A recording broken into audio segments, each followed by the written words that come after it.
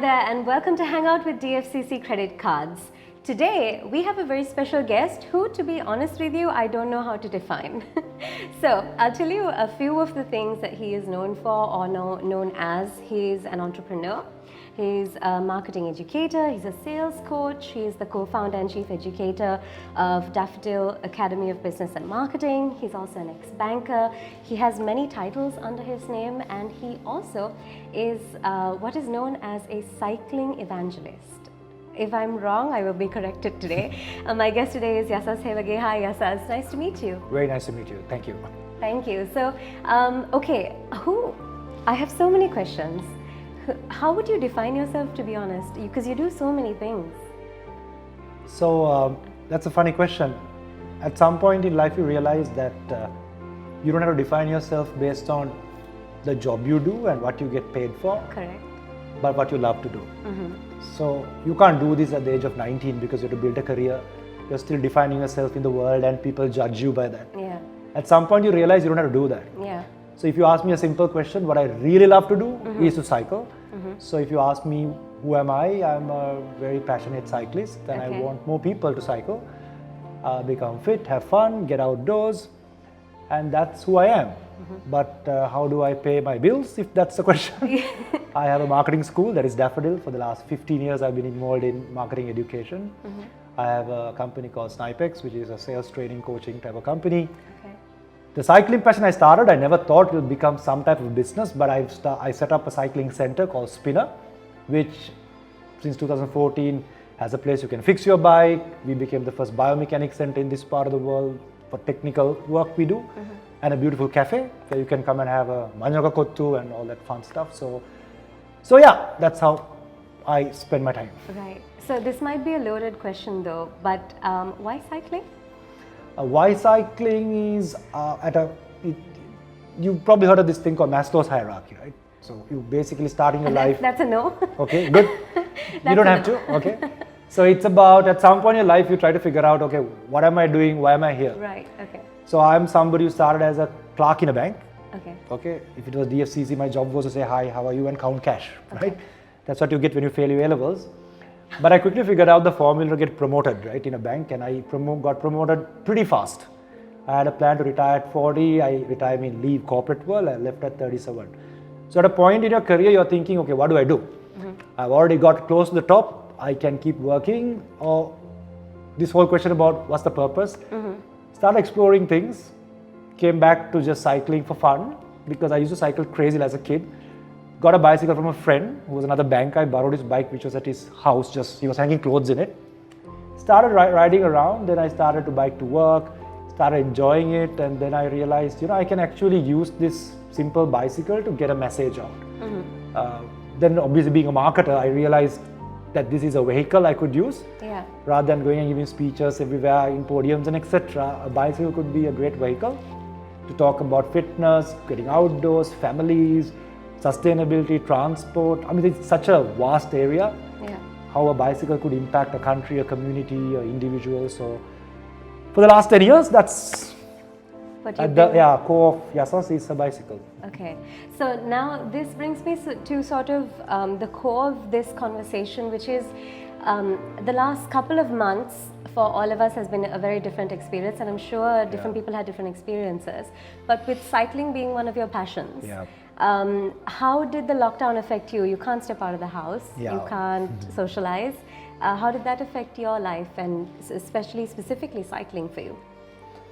Yes, actually you can't cycle, we were locked down. Yeah. So I was have lockdown those days because I set up, my school got set up to have lockdown. So we had to take a decision, do I go back to Talavathukura, we have a beautiful garden and all that, or do I stay and have lockdown? And it became a pretty paranoid experience, like you just got a small place. Yeah. And in my life, during month of April, I ride around Sri Lanka. That's 1,400 kilometers. We are on the road for 8-9 hours a day, and exact the same month you're like sitting in your home, right, and no place to go. But I think COVID, for me, I thought I was prepared for it, though it was a shocker. Mm-hmm. Then you really realize, hey, this is what we've been talking about all this time. This is the crisis that I've been preaching as a strategist or a marketer, that we got to prepare. The perfect storm. Yeah. There's no way out, man. Yeah. And it's not you, it's the whole world. So the moment you stop fighting it, because you're coded to figure this out, right? There's risk management, issue management, and crisis management. Now we preach it, right? Yeah. So now practice it. Was I prepared for it? I think I was, because what happens when you learn to become a cyclist? One is ego can't pedal a bicycle, which means even you have $1 million in a bank account, you have to pedal the damn thing. Yeah. So if you won't find a cyclist with ego, because you can't. When you have a puncture, you have to get down and fix it, right? It's a hot sun. So when you don't have ego, when you right now today come to this interview, I haven't spent a rupee. I've come from Talawatugoda, I've sweated, I've burned calories, zero pollution. And my cost for the day, honestly, I'll show you, I don't know how much I'm carrying. I don't have a wallet. I don't have a driving license. This is my ID because I lose it all the time. I'm trying to show you how much cash I have. That's it. Just a 100 That's rupee note? it. And the ginger beer came from DFCC. Thank you for that. And that's me for the moment, right? Yeah. So, so when you're ready to be simple, I was ready. COVID pushed everyone to simplicity. We learned to eat with 30,000-40,000 rupees. I hope we figure that out and continue. Yeah. So mentally I was ready, but if you ask my cafe, zero income. By that time I had a business partnership. My earlier school I've already split, so I knew I had my revenues were pretty low already. Yeah. That was a conscious call. So not the best time, right? Right. But I had taken a call by that time, before COVID, to go online. So before COVID, I went online. So 2020, Daffodil College, we haven't cancelled a single class. Single. Whereas other education institutes first figured out what happened, then they figured out internet, then they figured out Zoom. Yeah. We are already on board. So while that was slowly moving, cafe was zero. So on the other hand, Snipex, my sales academy, we had zero business. What we did was, for 10 years, I've never sold a single bicycle. I've always promoted cycling. So we took a call, we're going to sell bicycles. Okay. So that's how we got everybody back at work at the spinner, closed the cafe down. And basically in 1 month, we had everybody on full salary. We gave them incentive. So COVID just taught us something unbelievable of the reality of this world, impermanency, and here we are. Problem-solving skills also come into play massively. Absolutely, yes, you're right. You got to. Yeah. I want to know a little bit about cycling itself and how you see that moving forward and how that might now become a new normal for people doing their commute to work and back and forth. But we'll get to that after this break. A bank should be for everyone. Children, elders, youngsters, those looking for jobs, those with jobs, those in business, for you, for me, for all of us. From savings to current accounts, fixed deposits, credit cards, leasing, housing loans, DFCC Bank offers you a range of banking products. DFCC Bank, for everyone. Hi there, welcome back to Hangout with DFCC Credit Cards. Today my guest is Yasas Hewage. We've been talking a little bit about his business, how COVID affected the multiple things that he does. And I actually wanted to talk to you about cycling because would you say, before I get to the cycling, would you say you live a minimalist lifestyle? Oh, for sure. Yeah? Totally agree, yeah. And I'm working on it. Right. Did the cycling bring upon that lifestyle, or did that lifestyle bring upon the cycling? Okay, I've never been asked that question. Oh, I'll have to think about it and give you an answer. Is it one of those, like, was it the chicken or the egg? Yeah, I was going that route. Okay. So when I left the bank, I have a little story about a luxury watch I once bought. Okay. I first bought a fake watch when I was 19 because I wanted to wear a Tag Heuer. Okay. Because my bosses wore luxury watches, so I went to PETA with my friend. We had a big dream, right? We want to be these corporate executives who look the part, walk the part. So I recall I used to buy the next one and the next one, and the day I left the bank, I gave it as a gift. Okay. By that time, cycling was there, but I was anyway in that route of shedding things off. I haven't bought a car since 2010. I have a pretty old luxury car, which means a grandma, right? Okay. And I have no intention of buying one. So, and then when you come to cycling, it also simplifies your life. Well, that's had a direct impact. So, both ways, yeah. Okay.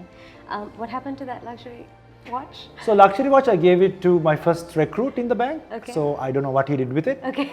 I don't have a watch now. So Okay. Okay. So with cycling, is there a community around cycling here? for sure. So if you look at Colombo, when I got into a bit of cycling in 2010, Colombo did not have a culture of cycling per se. So I started cycling, then other little groups got together. So Colombo clearly was built through what we've been doing. So now if you look at a weekend, there are so many people in their cars, they come and park their cars, get their bikes, ride around. Then they ride around Sri Lanka, all these events we do. All that has created a pretty, I mean, you can't say it's a large community, but the corporate executive type of community has come out. Yeah. I guess, though most are not cycling with us, watching that, seeing that, even the wider community has started cycling, Yeah. because there's something to aspire to. Because cycles are looking exciting, some are fancy stuff, people are wearing helmets, lights, and it looks like a cool thing to do. Right. So I guess that's had a ripple effect, which is not directly linked to me. People had bikes at home. They Yeah. probably saw a reason, hey, why don't I also ride my bike? So I guess that's for sure. The community is there now. But if you look at the whole of Sri Lanka, there's a culture of cycling, especially in Jaffna, in Anuradhapura, etc., which is slowly going away, which is something I'm keen to keep promoting, because otherwise it'll be a pretty affluent and elitist thing, Yeah. which is not a bad thing for you to have a car and leave that and ride or bike to work. But we have a bigger country, right? If we can promote that, it will be a healthier For everybody. for everybody, right? Yeah. So Do you feel like maybe with the different impacts that COVID has had, do you feel like maybe that has affected people's affinity towards maybe cycling as well? With social distancing I agree. requirements, I guess like financial requirements. So I've had the conversation of bike to work for 10 years. Okay. And I've seen when I did my videos or my communication how people respond. I've had always people say, it's sweaty, how do you do it in Sri Lanka? What about the tri-shores? What about the buses? It's very fair questions. What about safety? So you can't just push them aside, right? They're very genuine questions. So during COVID, I did a video, a very abrupt, off-the-cuff video. And I got amazing response, and people were ready to listen, and they were actually saying, I didn't get a single negative comment. Okay. I was thinking, wow, that means minds have opened up. But that doesn't mean it's translated to lifestyle change, because we go back to usual. I don't think we were hit hard enough for most. Okay. We got a sense of it. I understand the apparel industry, tourism, pretty hard hit. Yeah. But most of the rural outer Colombo, they've got food, they've got Cosdel, Pol, and they're okay. I mean, they didn't really, feel it. I guess we need, not in a negative way, couple of disruptions like this, or maybe oil should go, petrol liter to about 1,000 rupees, with electricity cut for about 1 month, leaving us other hospitals and the small business. I don't want them to suffer anymore. But people will realize that they got to change. I mean, from Bambalapitiya to Kolpiti, you can walk. Yeah. You walk in Putnam Park, Yeah. in London, from Harrods to whatever, you walk. It's not the most pleasant thing sometimes. We do that, but in Colombo, we have this thing that I can't get sweaty. So it's Maybe it's got to do with the ego thing you spoke about as well. yeah. Maybe. When you said eco thing? Ego. I'm not sure. It's a lot of things, but it's about what's the role of a citizen? Citizenship, right? Why can I wait for the government to do everything? What can I do? I mean, if you really think in your car, you're comfortable with your kids, but that exhaust pollutes, right? Now, it doesn't pollute you, but the kid who's waiting to go in a bus, so that's the pollution. So for some reason, very intelligent people are so naive to that. And they ask me, Yasas, what about pollution? So what do I say? What about the pollution you create and you think you are okay? I mean, that's actually pretty ignorant, isn't it? So, but it takes a bit of shocks like this. Maybe you need to go up your income levels and, achieve something, then you start thinking these things. I think the country will slowly move. You can't force it. We are still a middle income, developing country, right? People have to buy their motorcycle, their car. I also bought a couple of these stuff and then came to cycling. So people have to go that route, and then they realize, I think I need to make a change, right? So, yeah. I think that's a good position to start talking about the future as well, Yeah. which we will get to. And I also would like to know your thoughts on how you think the corporate industry might take on cycling as well. I'll get to that, but right now we're going to take a short break.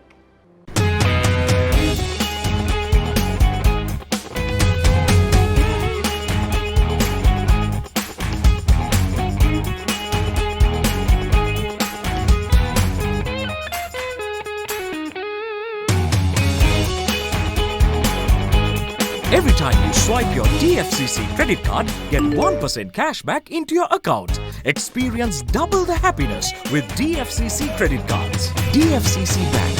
Keep growing. Welcome back to Hangout with DFCC Credit Cards. Today my guest is Yasas Hewage. We've been talking about cycling mostly. Is cycling a cycling evangelist? Does that just mean like sort of enthusiast? Yeah, it's a bit of a fancy thing I Right. came up with. It's about, what it means is somebody who's probably passionate to promote cycling. Right. Whenever you meet somebody, that's what I try to get them into. Right. Because I've learned to enjoy it. I'm sure if somebody gets on a bike, I've seen people getting on a bike after 30 years, 40 years, and they just fall in love straight away. Yeah. You should try. I will. I enjoy it actually. Do you feel like have you seen people get into cycling because of you? Oh, a lot. Yeah. A lot of them. Does that feel good? Oh, that feels really good. Yeah. People who've just refused, after 6-7 years, I get this call, Yasas, I'm just thinking of a bicycle. I just, very good. Okay, let me help you out, right? Right. So it's amazing. I've seen maybe thousands of them who's known to me, who's known to somebody, someone. Spinner itself, we get people walking every day. Honestly, people don't know how to buy the right bike. So Spinner also we have expertise on guiding people on what's the right size for you, because your objectives are different. So bikes are different. People sometimes spend the wrong thing on the wrong bike. Yeah. So we do a lot of that, and we've done that as a community thing for a long time. We never even sold a bike until COVID, I told you. Yeah. And we started selling bikes. So now Spinner sells bikes, plus guides people and fix bikes and ride bikes. So. Do you feel like companies might start incorporating riding a bicycle to work as part of their sort of system? Do you think that's something that's beginning here? We've had that conversation many times in the last couple of years, including the infrastructure that the government needs to put in. Yes. Then corporates clearly can do something. I was part of a couple of such initiatives. I mean, yesterday I had a meeting with another banking institution. People are thinking, because people are thinking to do some change. Now they're thinking biking, but obviously they have changed the way they work. They work from home now, everything's changed. So they're open, but that doesn't mean every company have the resolve to go and see through the whole process. Honestly, if you want an employee who's willing to ride to work, all you need is a shower. You can easily put a 500 rupee plumbing job and you have a shower in a toilet. And you just need a locker, and not everybody, a mom who has dropped kids won't ride to work. But a teenager or a millennial or somebody who's got elder kids living close by can always do it. So corporates have a massive role they could play to support with a little bit of infrastructure, considering the option. So I agree with you. What about companies that you're affiliated with, that you are part of the management of? Is that something that y'all have already done or considering? Yeah, that make me sound like I manage big companies. I don't. They're all very small businesses. At Spinner, obviously, everybody cycles to work. Anyway. Our mechanics and our cafe staff who used to live close by. So that's obvious, and we've created the atmosphere for them to come there, and they're obviously welcome. I don't have too many because we have a couple of ladies working in the other offices, so they don't bike to work. But we take every opportunity to put the idea on the table and address their pain points, such as, is it safe? What about the sweat? What about dust? So people have genuine questions. So you can't push people into it, but when you keep that conversation going, and if you consider it, you realize the roads are not as bad as you think. Right. Trisha guys are not that bad. I mean, they're honestly very nice people. Yeah. I have had so many Trisha guys who come and tell me sorry if they just come in the wrong lane. Even that cultural or the social gap is not there because you're at the lower level and they're on top of you, right? Not like you're in a car, they'll come and cut you if you try to be smart.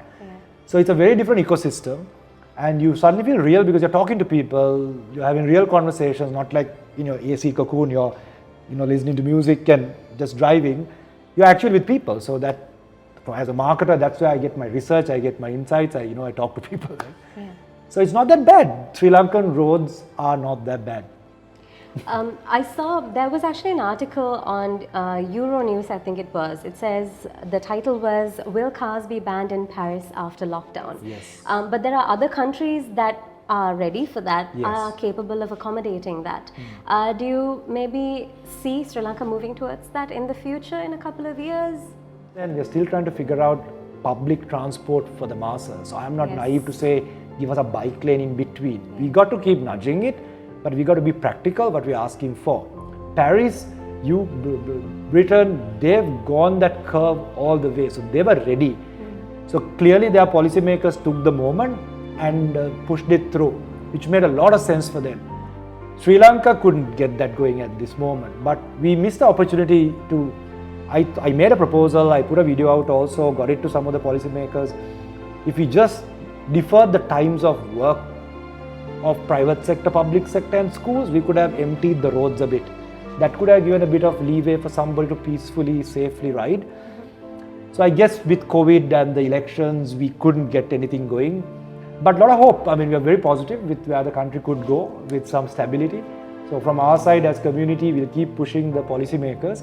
But And I think asking for better standards. asking for better, but citizens got to make a change. Yeah.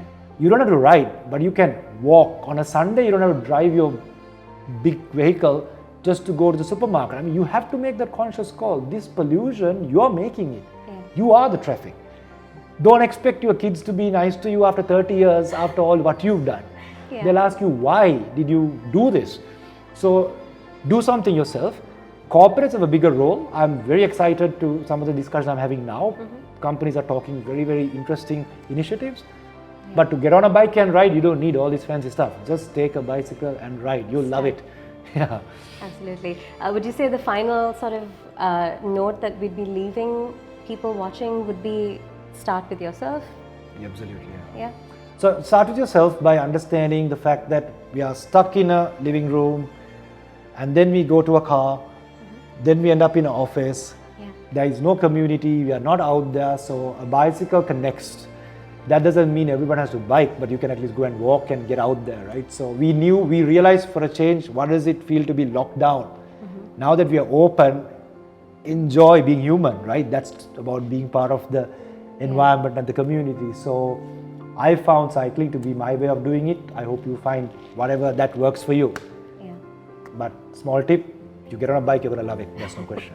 Start with a bicycle maybe. Exactly. Start That's there. fun. All right. Before we end our conversation, I actually have an opportunity for our viewers to walk away with 10,000 rupees cash courtesy of DFCC Credit Cards. 3 of you will be able to walk away with 10,000 rupees cash if you can answer this question. So listen well, here is your question. What is the maximum interest-free credit period for all DFCC credit cards? Here's your question again. What is the maximum interest-free credit period for all DFCC credit cards? If you know the answer, inbox the message to us to our DFCC Facebook page. Don't forget to mention your name, your contact details and your NIC number when you send us a message. So good luck and hopefully you'll be one of our lucky winners. Yasas, thank you very much for talking to us. It's been a pleasure getting to know you and seeing your insight into actually being introduced into cycling. So thank you. Fantastic. Pleasure talking to you. Pleasure Thank talking you. to you too. Thanks.